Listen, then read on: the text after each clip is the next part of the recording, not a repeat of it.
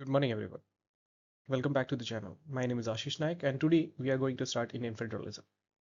तो आज का ये टॉपिक इंपॉर्टेंट इसलिए है क्योंकि हम इस स्ट्रक्चर से हम समझ सकते हैं कि सेंटर और स्टेट के बीच में जो पावर डिवीजन होता है वो कैसे होता है. So basically Indian federalism tend करता है कुछ फेडरल स्ट्रक्चर्स के तौर पे, जिसके बदौलत डिवीजन ऑफ पावर होता है सेंटर और स्टेट के बीच में, जैसे कि लेजिस्लेटिव, एग्जीक्यूटिव एंड जुडिशरी. इसके साथ साथ हम पढ़ने वाले हैं कोऑपरेटिव फेडरलिज्म और कॉम्पिटिटिव फेडरलिज्म और उनके डिफरेंसेस, की रूल्स और कंपैरिजंस. तो आइए शुरू करते हैं.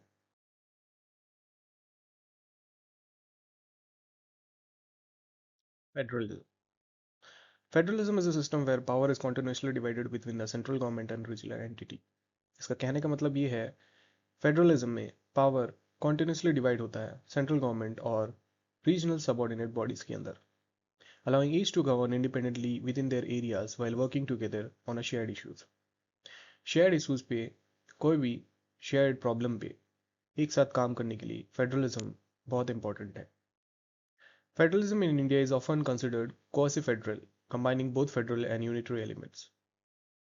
Federalism in India मतलब फेडरलिज्म इंडिया में हम कहते हैं क्वासी फेडरल, बिकॉज इसमें दोनों एलिमेंट का कॉम्पोजिशन होता है, फेडरल और unitary elements. The constitution does not explicitly use federal. Constitution federal जैसे कोई वर्ड्स एक्सप्लिसिटली यूज नहीं करता है. इंस्टेड इसके बावजूद आर्टिकल 1 रेफर करता है India as union of states.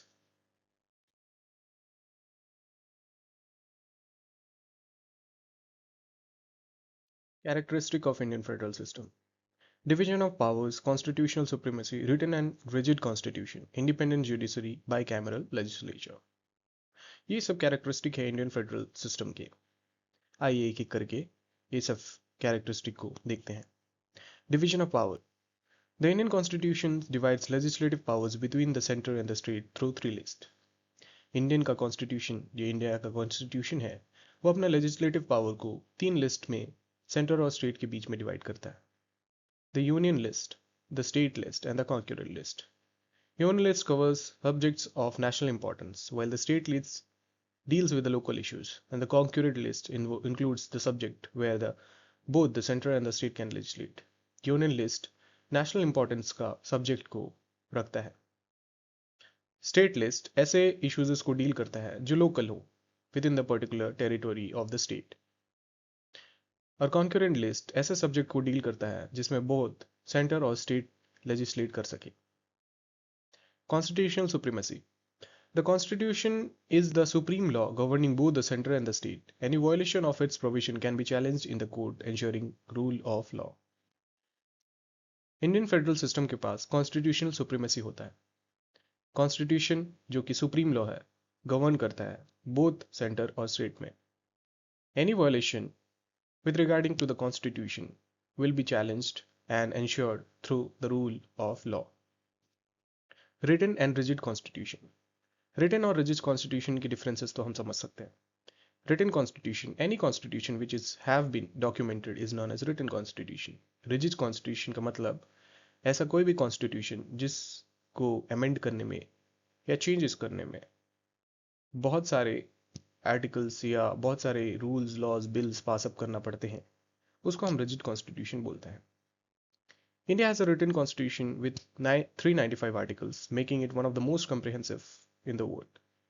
India एक रिटन कॉन्स्टिट्यूशन है विद 395 आर्टिकल्स, एक कॉम्प्रिहेंसिव कॉन्स्टिट्यूशन बनाता है वर्ल्ड में.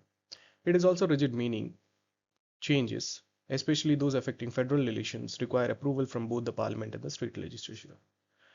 फेडरल रिलेशंस का जो रूल्स लॉज होते हैं, प्रियर अप्रूवल लेना पड़ता है पार्लियामेंट और state legislature. Means it is rigid structure, which means it is very difficult to amend. Independent judiciary. The judiciary in India is independent and plays crucial role in upholding the constitution. Judiciary जो कि India में बहुत crucial role play करता है judicial laws को implement करने के लिए.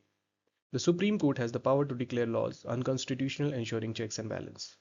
कोई भी लॉ जो कि पास किया गया है बाय द स्टेट गवर्नमेंट और the state central government can be challenged by the Supreme Court and declare it unconstitutional, ensuring its checks and balances. Bicameral legislature. India's parliament is bicameral. मतलब India का जो constitution है वो दो houses में divided है, the Lok Sabha house of the people and Rajya Sabha council of the state, ensuring representation of both the people and the state in the legislative process.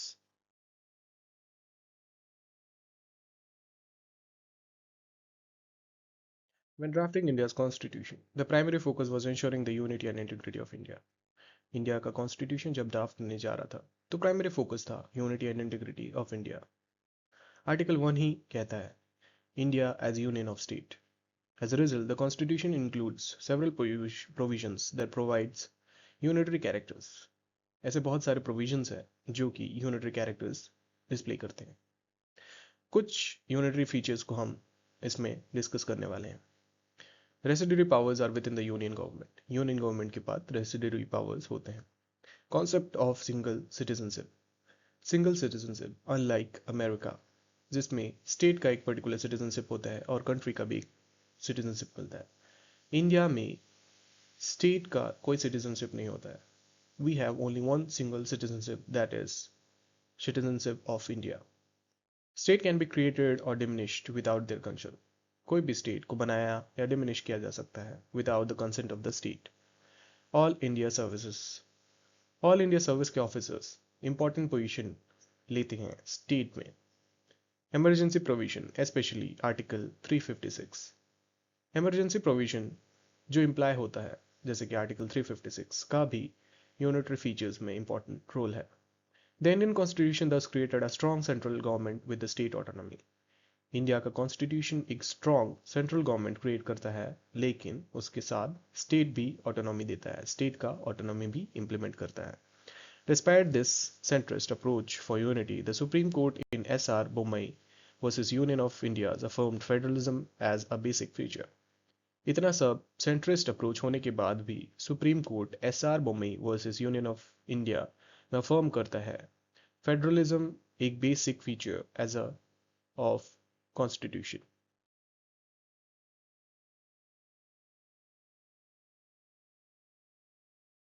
Next, we will be going to discuss about the rationale for a strong unitary base in Indian federalism. पहला point है historical context and national unity. क्यों? Need to prevent fragmentation after independence. India का जो division हो रहा था या जो टुकड़ों में बट रहा था, फ्रैगमेंटेशन, उससे बचने के लिए aim to forge a unified national identity. India को यूनिफाइड रखने के लिए, एक यूनिफाइड नेशनल आइडेंटिटी बनाने के लिए। Economic integration and development, economic integration और डेवलपमेंट के लिए। Centralise planning for balanced regional growth, centralise planning जो कि आपको एक बैलेंस्ड ग्रोथ प्रोवाइड कर सकता है। Equitable distribution of resources across the state. State autonomy तो मिल गया लेकिन रिसोर्सेज डिस्ट्रीब्यूशन फिर भी लैकिंग कर रहे थे, इसी के लिए इक्विटेबल डिस्ट्रीब्यूशन रिसोर्सेज का अक्रॉस द स्टेट जरूरी है। Coordinated implementation of national economic policies, national economic policies का कोऑर्डिनेटेड इंप्लीमेंटेशन या application. National security with external threats, maintaining a strong central authority for defence. Central authority जैसे कि CAPF defence के लिए। Ability to respond swiftly to external aggression or internal unrest. Swiftly in the sense जल्दी से कोई भी external aggression या internal unrest के against action लेने का या respond करने का। Preventing secessionist movements and ensuring territorial integrity. Territorial integrity और secessionist movement को control करने के लिए। Administrative efficiency and uniformity. Standardized policies and regulation across the country. Country में स्टैंडर्ड पॉलिसीज और उनके रेगुलेशंस को चेक करना। Easier coordination of national programmes and scheme, national programmes और स्कीम का एक साथ हर एक जगह पे equal easier coordination. Streamline decision making during emergency crisis, decision making जो कि बहुत इंपॉर्टेंट रोल प्ले करता है कोई भी इमरजेंसी और क्राइसिस के सिचुएशन में। ये सब रिक्वायर करते हैं या फीचर करते हैं rational for a strong unity base in Indian federalism.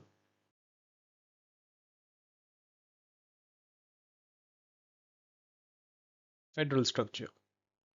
Being federal in nature, our constitution divides legislative, executive, and financial power between the center and the state. Federal होने के साथ हमारा कॉन्स्टिट्यूशन डिवाइड करता है legislative, executive और financial power centre और state में. However, judicial powers are exercised by an integrated judicial system which enforces both the central and state laws. Judicial power exercise होता है एक centralized judicial system या integrated judicial system जो कि enforce करता है center और state में law. Legislative relations Article 245 to 255 इसको हम डिस्कस कर रहे हैं. As per the Indian Constitution, legislative or law-making powers are not vested in a single tier of government. कोई भी सिंगल टायर ऑफ गवर्नमेंट के ऊपर इंडियन कॉन्स्टिट्यूशन लेजिस्लेटिव और उनका लॉ मेकिंग प्रोसेस को वेस्ट नहीं करता है. Rather they have been distributed between the centre and the state with respect to the territory and subject matter. ये पावर को सेंटर और स्टेट गवर्नमेंट में डिवाइड किया गया है उनकी टेरिटरी और सब्जेक्ट मैटर की बदौलत. Territorial jurisdiction parliament can make laws for the whole or any part of the territory of India as well as extraterritorial legislation. Parliament एक पूरा territory of India या India as a whole के लिए law बना सकता है, whereas a state can legislate only for the state. लेकिन state के पास power होता है कि वो सिर्फ अपने territorial jurisdiction जो कि state के अंदर ही laws implement कर सकता है. However, there are certain limitation to territorial jurisdiction on the parliament in certain situation. कुछ situation में सर्टेन लिमिटेशन है टेरिटोरियल जुरिस्डिक्शन की. आइए देखते हैं.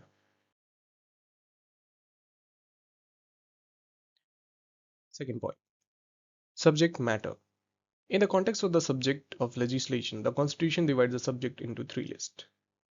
Under the 8th schedule of the Constitution, 8वीं शेड्यूल के अंदर सब्जेक्ट को तीन हिस्सों में डिवाइड किया गया है.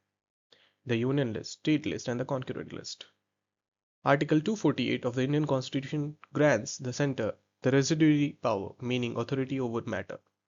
Authority over matter. Not specifically enumerated in any of the list in the 7th schedule shall be exclusively handled by the Union government. The Constitution gives precedence to the Union List over the other two lists.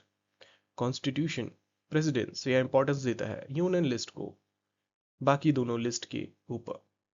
The concurrent list over the state, concurrent list को state के ऊपर. In the case of overlapping jurisdiction, overlapping jurisdiction के case में. Under specific circumstances such as national interest और international agreements, parliament can legislate state list subject. कुछ specific national interest में या international agreements में पार्लियामेंट स्टेट लिस्ट को भी legislate कर सकता है. Additionally, the center has control over certain state legislation. Center के पास कुछ control रहता है state legislation का, including the power of governor to serve bills, to reserve bills for the president's approval. जैसे कि governor का जो power है कि वो bill को reserve कर सकता है president के approval के लिए, and the president's authority during financial emergency. जो कि financial authority जैसे financial emergencies के टाइम में इंपॉर्टेंट रोल प्ले करता है गवर्नमेंट जो बिल रिजर्व करता है प्रेसिडेंट के अप्रूवल के लिए.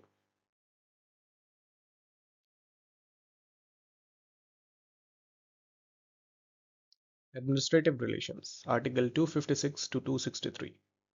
The framers of the Indian Constitution include detailed provision to manage administrative relations between the center and state, aiming to minimize conflict between the two. जो conflict होता है centre और state, इसको मिनिमाइज करने के लिए Indian Constitution detailed provisions निकालता है. Some features are directives by the Union to the state government.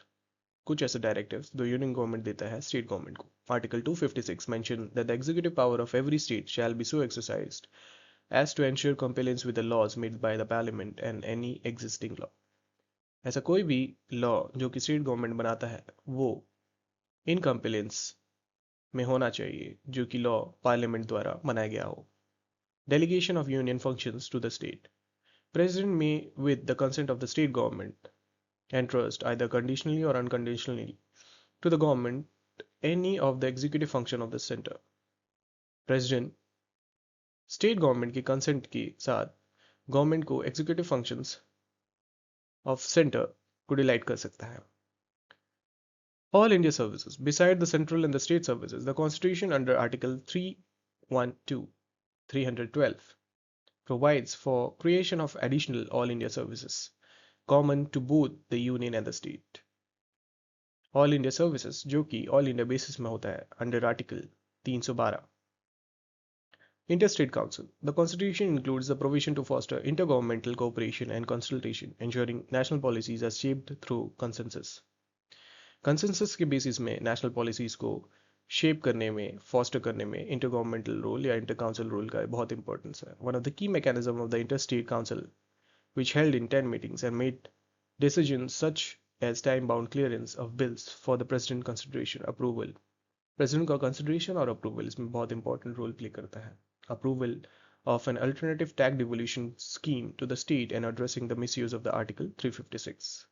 Article 356 का misuse ना हो इसको address करता है. Interstate river dispute. The Parliament may by law provide for the adjudication of any dispute or complaint with respect to the use of distribution or control of the waters of or in any interstate river or river valley. For example, if you are living in a state, there are several rivers which are coming from other state. If one state controls the river water more, then the other state will be deprived in the sectors of irrigations. So, interstate river dispute को parliament adjudicate कर सकता है.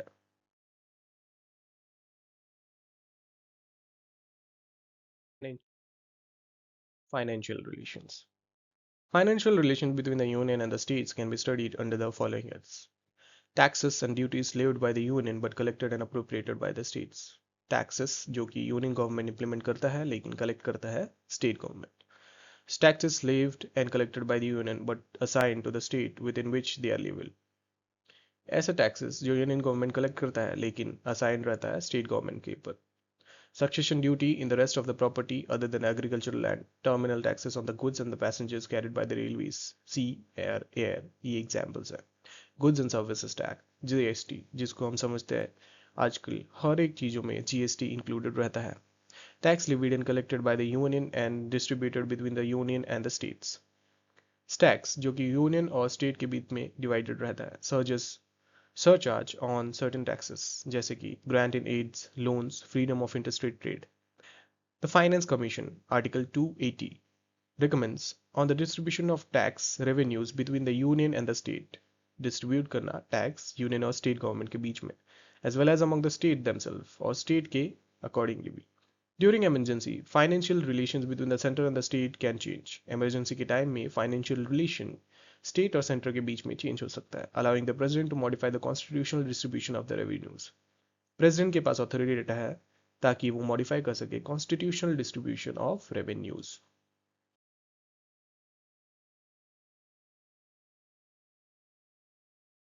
आइए हम discuss करते हैं trends in the centre state relations. Evolution of India's federalism since independence.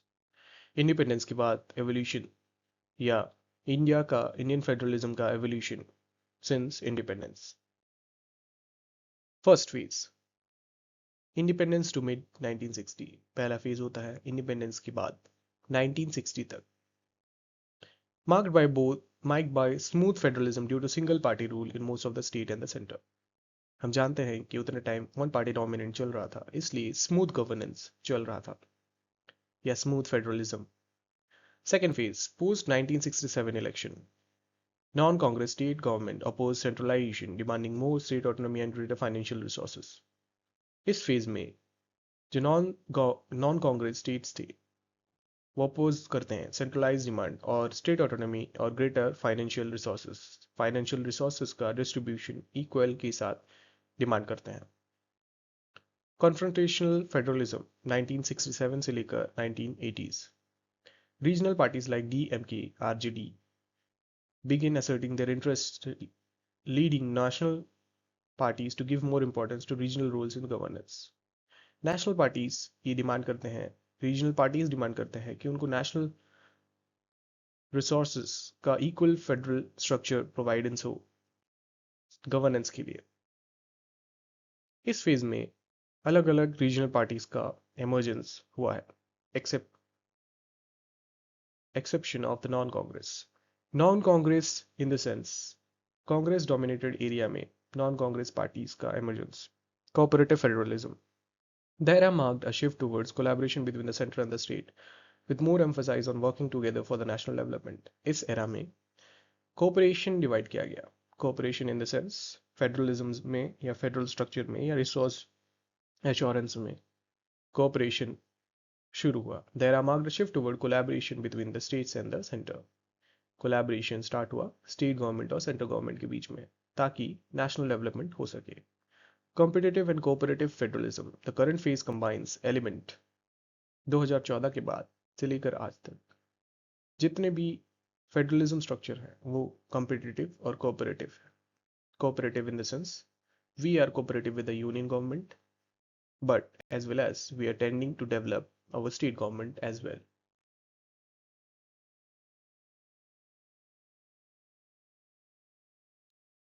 However, still there are many areas of differences between the union and the state that exist like जैसे कि union और state government के बीच में जो differences है अभी भी बहुत सारे एरियाज में है. जैसे mode of appointment and dismissal of governor, governor का अपॉइंटमेंट और उसका dismissal, discriminatory power, discriminatory and partition role of governors, discriminatory और पार्टीशन रोल जो कि गवर्नर्स का है. Misuse of article 356 to dismiss state government, state government को dismiss करने का जो आर्टिकल है जिसको हम बोलते हैं article 356, reservation of state bills by the governors for presidential assent. State government के जो बिल्स हैं जो गवर्नर रिजर्व करते हैं प्रेसिडेंशियल असेंट के लिए. Revenue sharing between the centre and the state, sharing of the revenue जो होता है सेंट्रल गवर्नमेंट और स्टेट गवर्नमेंट के बीच में. Encroachment by the centre on state list, central government का जो एनक्रोचमेंट होता है स्टेट लिस्ट के रिसोर्सेज पे. The Punchhi commission analyzed these issues and presented key recommendation. Some important recommendation include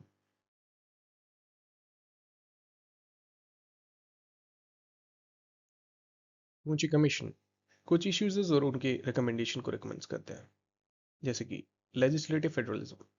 उनके issues encroachment by the centre on the subjects in the state list, जो encroachment होता है सेंटर गवर्नमेंट का state list में. Centre should avoid encroaching upon the matters of the state list, centre को avoid करना चाहिए state government के list में एनक्रोच करने के लिए. Centre's dominance in the concurrent list legislation, concurrent list में भी जो सेंटर का डोमिनेंस रहता है ये एक बहुत बड़ा इशू है. The union should legislate only those subjects in concurrent list which is absolutely necessary to achieve uniformity of the policy. हम जानते हैं कि 3 टाइप में लिस्ट डिवाइडेड है, the union and the state and the concurrent. concurrent list में भी union government का dominance से स्टेट गवर्नमेंट में दिक्कत होता है. इसलिए the union should legislate only those in concurrent list which are absolutely necessary. Union government को ऐसे ही टॉपिक्स या ऐसे ही रिसोर्सेज लेना चाहिए जो एब्सोल्यूट नेसेसरी हैं. President absolute veto on state legislature bills reserved bye the governor, president के पास जो एब्सोल्यूट वेटो होता है स्टेट लेजिस्लेचर बिल जो कि रिजर्व्ड किया गया रहता है गवर्नर द्वारा. Regarding the bills reserved for the consideration of the president by the governor, a time limit should be prescribed. एक टाइम लिमिट सेट करना चाहिए प्रेसिडेंशियल असेंट के लिए. Failure of Rajya Sabha to be representative of the state, Rajya Sabha का failure जो कि representative of state है. Equality of seats to the state in Rajya Sabha, equal seats जो होता है राज्यसभा में irrespective of the population size should be provided. Population size के irrespective में इक्वल सीट्स प्रोवाइड करना चाहिए राज्यसभा में.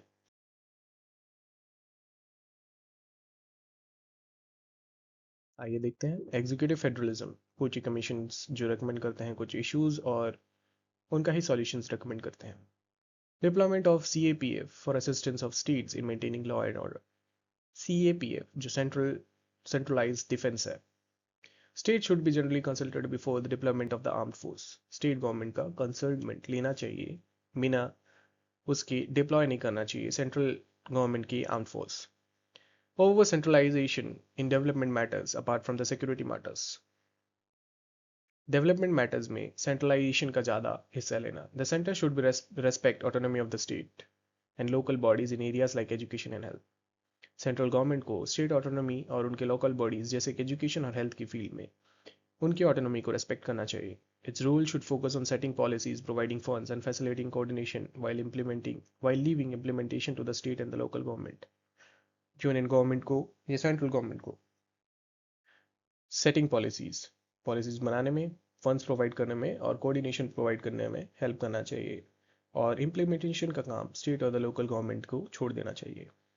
Ineffectiveness of the interstate council. Interstate council should be made permanent body, also recommended by Sakaria committee.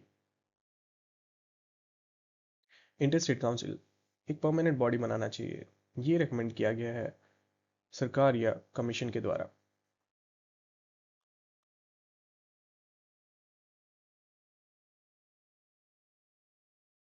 Cooperative federalism and competitive federalism. आइए इन दोनों के बीच में डिफरेंसेस देखते हैं. Definition. Horizontal relationship between the centre, state and the local government. एक horizontal और static relationship जो सेंटर, स्टेट और लोकल गवर्नमेंट के बीच में होता है. इसकी की फीचर्स हैं. एनकरेज करता है कोलैबोरेशन और रिस्पॉन्सिबिलिटी, फोकस करता है म्यूचुअल ट्रस्ट पे. इसके एग्जांपल्स नीति आयोग 73rd और 74th अमेंडमेंट. कुछ सिग्निफिकेंसेस है. ये इंश्योर करता है होलिस्टिक नेशनल डेवलपमेंट में और हेल्प करता है कॉमन इश्यूज को कलेक्टिवली सॉल्व करने में. चैलेंजेस. अनइक्वल रिसोर्स एलोकेशन एक चैलेंज है. म्यूचुअल ट्रस्ट होना बहुत ज़रूरी है. इसका इम्पैक्ट क्या है? स्ट्रेंथन नेशनल इंटीग्रेशन को स्ट्रेंथ करता है और इंक्लूसिव ग्रोथ को फॉस्टर करता है. Foster in the sense help करता है, गाइड करता है. Competitive federalism. इसका डेफिनेशन है relationship between the centre and state और among the state based on competition के बेसिस में जो रिलेशनशिप है सेंटर और स्टेट गवर्नमेंट का. की फीचर्स. प्रमोट करता है कंपटीशन जो कि बेटर गवर्नेंस में हेल्प करता है. फोकस करता है इनोवेशन और economic competition. Example vibrant Gujarat, ease of doing business reforms. Significance. State को ड्राइव करता है ताकि इंप्रूव करे अपना पब्लिक सर्विस और गवर्नेंस.